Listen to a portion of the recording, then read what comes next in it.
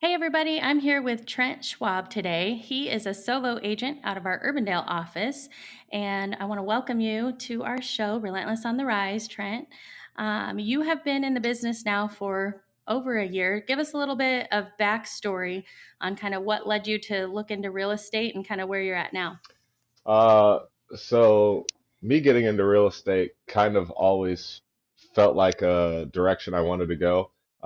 Long time in the service industry. That's where I started my job, career, whatever uh, word you use for that.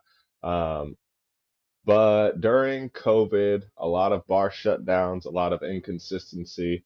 Um, I was in touch with a few real estate agents, um, and they said I'd be great at real estate. So I went through the licensing process, and then COVID kind of ended. So I was in this weird space where I was still making good money in the service industry, but not fully being fulfilled with, serving drinks. I wanted to serve up something a little bit more meaningful, and I let my 60-hour pre-license lapse, and that kind of hurt. So I went back to the drawing board, did it again, self-paced, and the rest is history. Yeah, so when did you officially get your license? How long have you been an agent now with us? It was 2023 summer, June 13th. So, and I always go off of how old my Okay, so a year daughter and a is. half. Yeah, year and a half on the button. Awesome. And another little one on the way, right? Oh yeah, it's a crazy time around here. Yeah. So year and a half in the business, summer of 23. And obviously we worked together during that time, getting you acclimated to Century 21, getting you plugged into some coaching and things like that. And one of my favorite stories that I just wanted to kick off and share with people, and I'll invite you to chime in as you'd like, is you actually did your first open house on one of my Oh listings. yeah, Um, yeah, and so that was I can't remember the exact price on that listing. It was in the 400s, four hundred unique thirty-five property in thousand dollars. Ankeny. Yep. Okay, so you remember. And I remember it was a bit of a chaotic at first because we getting access to the house lockbox wasn't working or something like that. As all new real estate agents experience those little hiccups, of course, that makes it all that much more nerve wracking.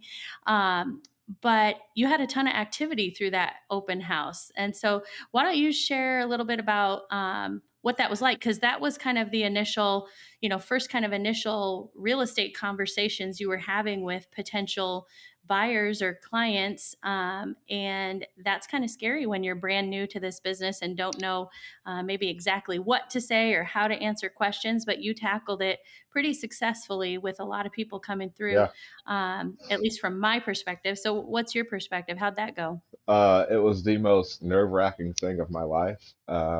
I I think I don't remember if it was you or Thomas, but I had a little crash course in Superbox and how to open it, how to access it. So that one crash course and then getting to the property and the horror story of it not working, it was crazy.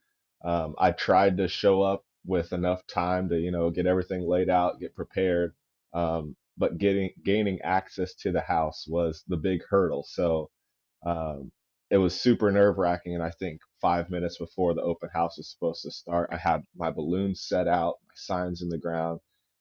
So I was prepared, but I was like, let's be really awkward if someone shows up at 1 and I'm just like, yeah, I'm still trying to get in. Just give me a second. Um, so once we got inside, and I believe we never got the box to open. I ended up going through like the back door that was open. So fortunate for that seller being nearby and being able to relay that information. Uh, so yeah, I got everything set up. It was probably 15 minutes. I think we had 13 groups in. Um, Mhm. so I just remember those first 15 minutes like pacing back and forth, and I had done looked up any and everything I could about this property, its history. So I was prepared and being able to explain what the property had to offer, but did not know what to expect with objections. And at this time, I'm just like, I really hope they like me. I would love to get a client out of this. Um, so I was dressed to impress, and I just was pacing back and forth in the living room, saw some coyotes, and it was a fun experience. But yeah, and then gosh, it might have been like the eighth one, had this lady come through with her son and his wife, and hey, how's everything going? And she's like, oh, good. Well, go ahead and sign in. There's some cookies there. Um, Take a look around. If you have any questions, I'm up here. Ask away. And she didn't have too many things to ask. I think it was the one question was like, can I put a door here to attach the hallway to the garage? And I was like, yeah, you can do whatever you want. It'd be your house. Um, but end of the day, she took my card. Um, Her son grabbed a couple extra cookies. I remember that. He was like, "Oh, you're trying to make me fat." I said, "It's Sunday. It's a cheat day." So they ended up leaving, and uh, it was the following day because for some reason, as a new agent, I was super hesitant at wanting to follow up immediately. Um, like, And I'm pretty sure I probably that either that next day or that night I said, "Oh no, you got contact information from people. You got to follow up like now. You got to say thank you for coming. yeah, you got to stay in front of them." And you did. And yeah. so then how'd that pan out? I sent her an email and I was just like, you know what? I worded this as best as I can. I grammarified it, make sure all my punctuation was good, and sent it over. A couple hours later, she responded and was like, hey, I really like your personality. You're not like the other real estate agents. And I was just like, eyes lit up, and I was like, oh, yay, I'm finally doing something. Um, They like me. yeah, she said she wasn't 100% certain on that particular property, but I asked some follow-up questions, what else she's looking for, whereabouts, price range, and things. Come to find out, it was a $400,000 unrepresented buyer. Um, so again, eyes lit up, and I was like, really? Um, so maybe the next week, we went out. I had a few properties teed up for her. First one wasn't a hit. The second one we went to, she looks around. She likes where the garage is to the kitchen for groceries, easy access. Um, and she looks at me and goes, I think I'm going to make an offer. And I was like, oh, okay. Like, what were you thinking of coming in at? And I think it was like a 410 asking, and she came in a little bit under. And I was like, great, I'll draw it up. Um, and then the rest is history. We went back and forth on negotiations. They tried to get full, and that was my first crash course in negotiations. And we just stayed firm. And I was like, hey, we can wrap this up 30 days. Let's do it. Um, yeah. And Yeah, then, because she was actually a cash buyer, yep, so had some leverage there, and I think and that became your first buyer pending then. yep, yep. That was my first one. Yeah, it was a great experience. It was to date the easiest transaction I'd ever dealt with.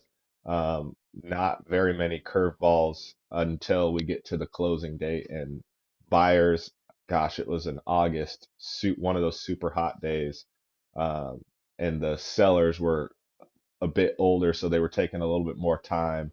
And God Mm. bless the husband, he was just pouring in sweat. It was after closing, and I go over to check on the house to make sure everything's cleared out, and he's just like, I'm doing my best. Look it out, I promise. Oh, Yeah, but my yeah, daughter, she that was happens. super flexible, so yeah, it all turned out all right. Yeah. Well, and I think it's like, I love that story because I think it's a good example of how, open houses may not always necessarily end up in a deal, maybe not selling that particular house, Right. which was the case in this situation, but you picked up a buyer. And I think the key to all of that was your personality shined, you were helpful, you were confident in the way that you addressed things, even though, I mean, she probably didn't know at that point that you hadn't helped anybody write a contract on anything yet. 100%. 100%. I disclosed that about a month. I think I was helping her move into the house, and I was like, "Yeah, you were my first transaction." She was like, "I never would have known." Yeah, which is a good feeling. And so I think I mean, it's a unique situation.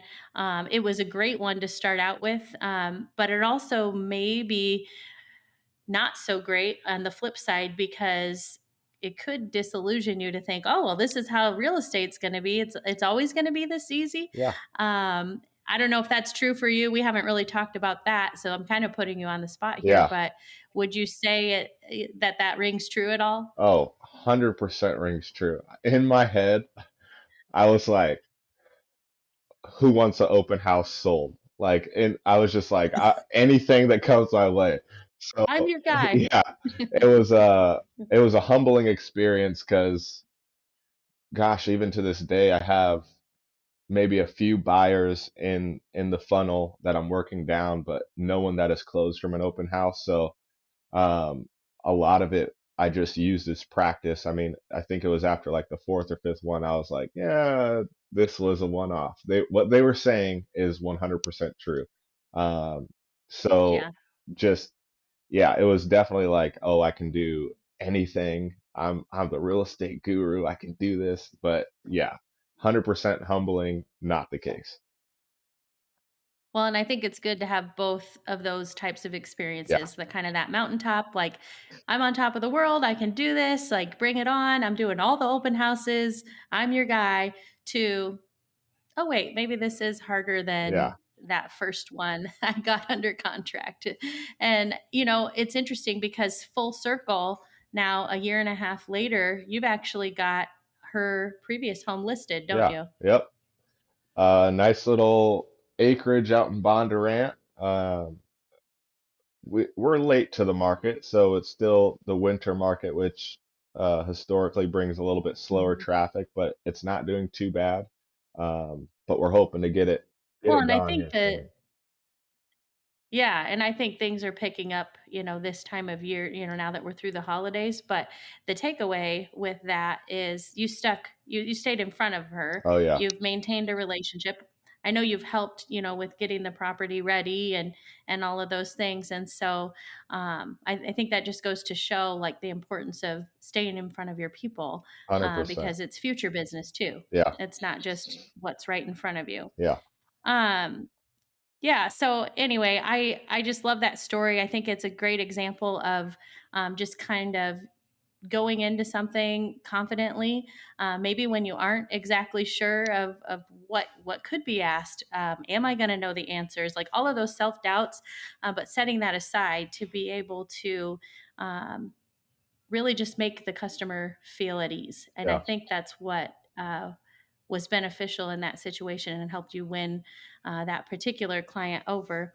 But I'm curious to know what about other ways, like other things you've done in this year and a half that kind of push you outside of your comfort zone, tackling some of those hard conversations, or how do you respond if you don't know the answer? Like, what does that look like for you? Well, I mean, being early on, you have to be a sponge. Like I believe that true and true. Um, for me, I've always struggled with asking for help. So I started off with, I mean, Thomas would probably be annoyed of me just asking him all these questions like, what do I do if this comes up? What do I do if this? And I'm big on contingency plans. So like I need to know how I'm going to get out of this one if this comes up. So just being humble, being open, being a sponge, asking questions, asking for opportunities is another big one. I remember I sent out an email to Urbandale office like, hey, anyone have a buyer consultation, a showing that I can go on? So just we're not trying to reinvent the wheel as a new agent. It's there's a way to go about it. So learn from the people that are there to help you, and just stay consistent with it. Take every opportunity you can, and leverage it. And then after said showing consultation, have your notepad there. Take your notes so that it's fresh, and then go back to the drawing board and make it you. Yeah, I think that is key. Taking any and every opportunity, being a sponge, because so much of the learning happens with boots on the ground. Yeah. You know, we can sit in a classroom or on a in a virtual space or read or online or whatever, but it's not the same as being out there doing it. And even if you're not the one doing it, but you're seeing it being done and you're hearing the conversations and you're, along for the ride, I think that's where so much of that learning takes place. Um, I know, at least for me, hearing conversations helped me to know then how to have the Yeah. conversations with my own people. Right. And you've had lots of conversations. You're working your sphere. You've got, as you mentioned, you started out your working life in the service industry. So you're accustomed to having lots of, customer service and conversations, Yeah. but that's become a part of your spokes too.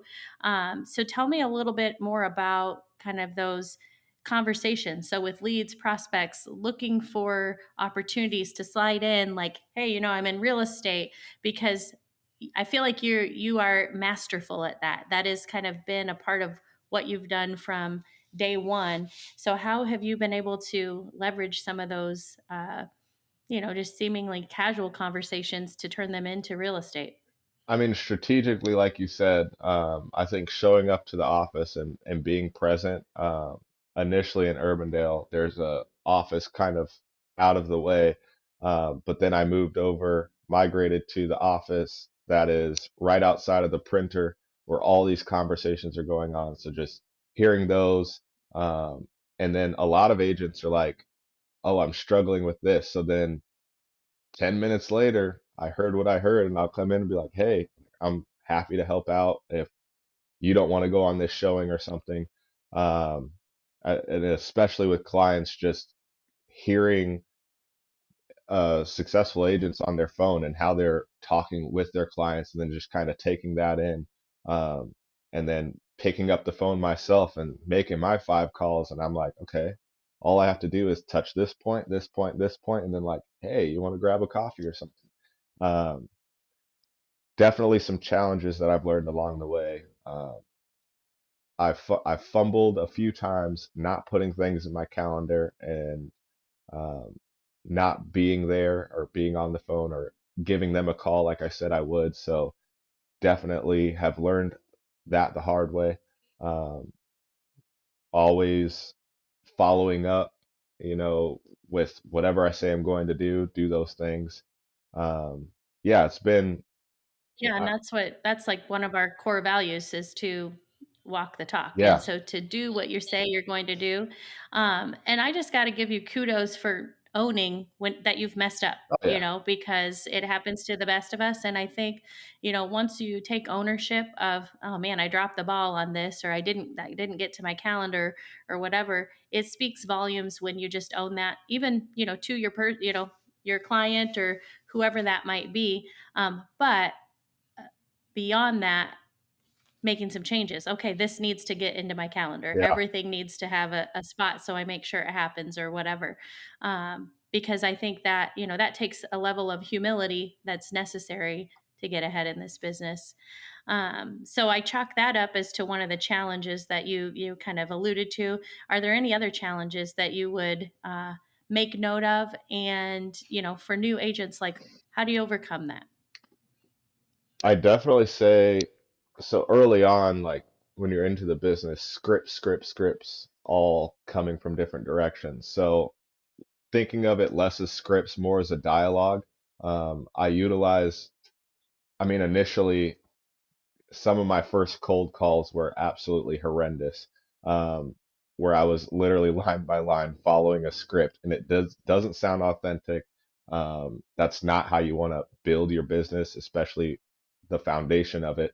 Um, so just taking a step back, using it more as a dialogue, and I learned to just take the words and be able to ask better questions, to really make it more about them, because ultimately that's what it is. It's like I want to be your advocate for your household. I want to help you paint the picture, get you to your goals. Um, so yeah, I mean scripts, but also it's more of a dialogue. Just staying consistent, always practicing those, whenever you have a chance, and then again writing notes. Where could I have improved? when you're going on the listing appointment or a buyer consultation, like take a step back, write down the negatives, write down the positives, um, and then you're able to come back to it later. But while it's fresh, get it on paper. Yeah, no, those are great tips, and I like that you bring up the fact of scripts because, um, well, it was said in one of our team meetings recently, oh, probably a couple months ago, that the worst place to practice your scripts is in front of your clients, and 100%. so Yeah. practicing them outside of, and it was a lesson learned for you, like, oh, okay, well, I need to do this like in the mirror or with your partner or whoever that might be, with a colleague, with a coach. But don't let it be in front of your clients. That said, we talk a lot about open houses being great opportunities to have practice Yeah. conversations with potential buyers that are walking through the doors, and you capitalized on that early on. But I love the fact that you even bring it up and the need to practice because it's not always going to be completely natural and Yeah. organic. And um, you get to a point where you have a flow in your dialogue, as you're saying, that it makes more sense. But yeah, that's super important. um, and let's just end with kind of one last piece of advice from you. um, Thinking about agents in their first year and a half, who are kind of just getting some traction up and going, might be feeling a little bit intimidated or they lack confidence. What would be your best piece of advice for those agents getting out there and having conversations with people about real estate? I would say just be comfortable being uncomfortable. Um, Nothing good comes that is easy. It's all going to take time. Um, that's why, I mean, the dropout rate is so high. It's because people aren't able to get over that Mhm. hump. So push yourself, know that you can and that you have the support system at Century 21 to like give you the push. I remember many times, even around my year review, like, oh, I'm struggling here. Um, Fortunate enough, then I get the call that I had been waiting on. So just persevere, stay consistent, know that you can do it. Um, you're not reinventing the wheel. Just listen to the people that you admire most and take the wins, take the losses, and keep going because it's all part of the plan. Awesome. Love that. And I think with that, we're just going to keep going. Thank you so much, Yeah, Trent. absolutely.